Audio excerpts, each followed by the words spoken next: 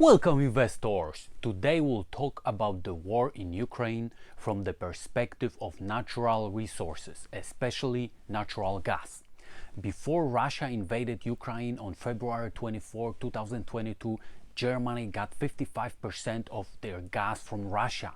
It had managed to reduce this to 35% a couple months ago.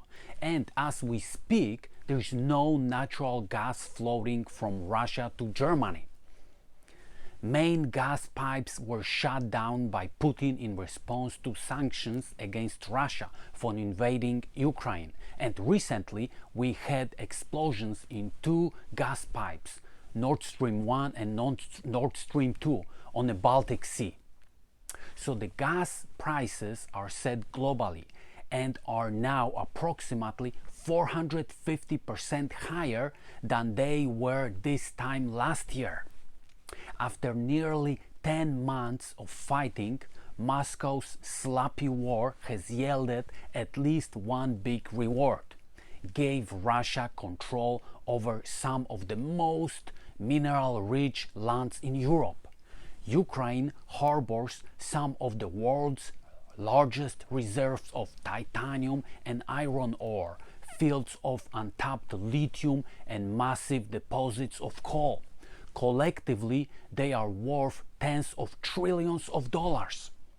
At least $14.5 trillion worth of Ukraine energy deposits, metals and minerals are now under Russian control. Since the invasion began in February, Kremlin has seized 41 coal fields, 27 natural gas sites, 14 propane sites, 9 oil fields, 6 iron deposits, 2 titanium ore sites, 2 zirconium sites, 1 strontium sites, 1 lithium sites, 1 uranium sites, 1 gold deposit, and significant quarry of limestone previously used by Ukrainians for steel production. Let's elaborate a little bit about this, what this means for the future of Russia. So the Russian economy in the future is going to look very bleak, because currently, maybe not currently, but before war, 40% of gas to Europe was coming from Russia. And as we speak right now, this gas is cut to zero almost. Some of the countries like Hungary, who are allies with Russia, are still getting gas from Russia, but rest of the major customers, Germany, France, Poland, they are not getting any gas from Russia.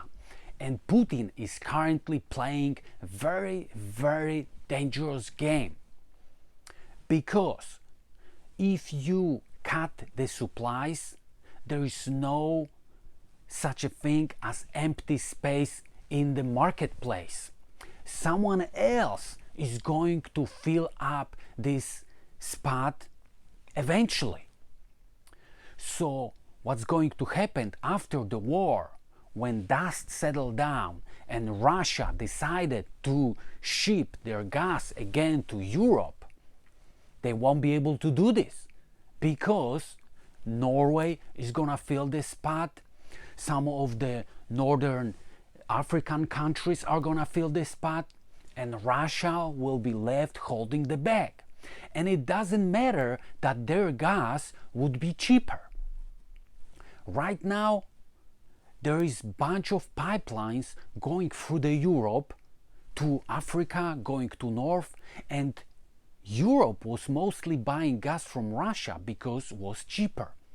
But Europe is realizing now that Russia is not a reliable source of energy.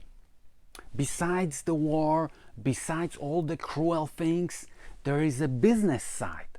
And business side tells that you have to be reliable, you have to be honest, you have to be consistent. And Russia is not doing this. So the competition is going to take over, even with higher prices of natural gas, and they will stay in the Russian place, and Russia won't be able to come back. So right now Putin is playing very dangerous game for the future of his country. Long time when he is going to be gone, Russia won't be able to sell the gas again to their biggest market, which is Europe, because of his actions right now. Because his mentality is that, oh, he can shut the gas and press the Europe to do whatever he wants, and then he will open the valve and Europe would happily take the gas. It doesn't work like this. Once the Europe change the source of getting their natural gas, they will not switch easily to Russia because of the reliability issues.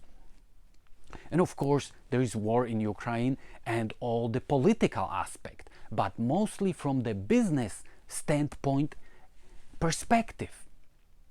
If you have a business and you stop serving your customers, and then you come back after a year and tell them, can you just drop your current suppliers and take me, because I used to provide the service for you and I would like to provide the service again for you after a 1-year break? What do you think is gonna happen? Those people are gonna tell you to take a hike. They'll laugh at you. They will not take you back just because you came back and just because maybe you are trying to undercut the prices. It's not going to happen. And the same situation, the same rules applies to the big business. Russia will come eventually to Europe. They will beg them to start buying their natural gas, but Europe is not going to take it. Russia will come back because Russian economy is mostly based on natural resources. They don't have banking sector, they don't have IT sector developed like in other countries. They don't have anything going on besides natural resources and the production and manufacturing of their weapons, which their weapons, as we can see, are the joke. You can see, for example, their tanks. Major mistakes in designing the tanks, where you have ammunition stored right in the turret of the tank, and the turrets are flying. It's horrible. It's horrible, and the whole world sees this. But coming back to the story of natural gas and resources, Russia, when they lose Europe, that's it. It will be very, very hard time. Many years in the future will be very hard for Russia, because they will lose major customers for their natural gas and probably for the oil. So I honestly don't see any bright future for Russian economy in next 10-15 years.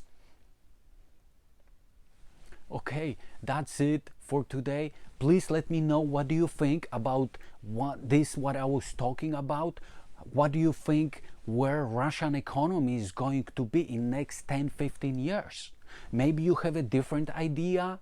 Please let me know. Share your ideas and thoughts with me.